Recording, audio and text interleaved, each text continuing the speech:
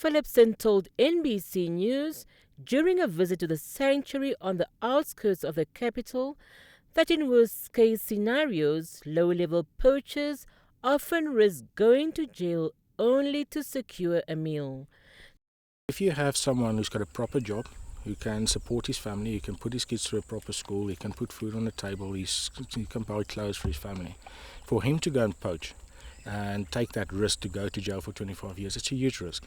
But someone who's got nothing, who's living on the breadline, he sits there and he thinks, well, if I get caught, at least I go to jail and I get a proper meal.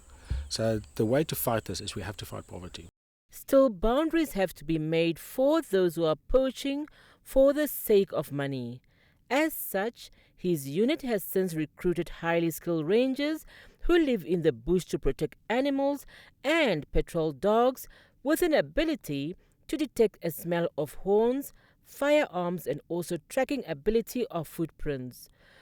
Philipson, who appeals for equal rights where everyone has access to basic services, says syndicates are also evolving and using new tactics, including dogs to hunt and chase species until they get tired before they deploy poisonous spears instead of guns to avoid suspicion. That's something we're seeing these days, is that people are less and less using firearms because it's making a noise, and with the population growing, there's people hearing it.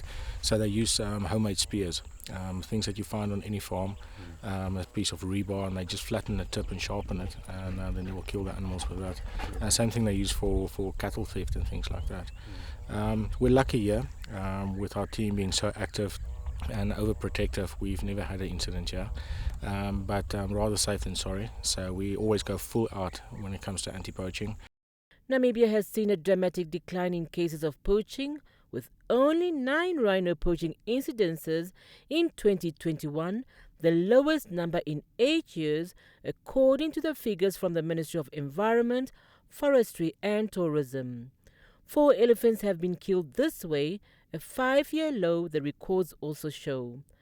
Namibia has the second largest white rhino population in the world after South Africa, and also boasts a third of the world's remaining black rhinos and the only free-roaming black rhinos left in the world.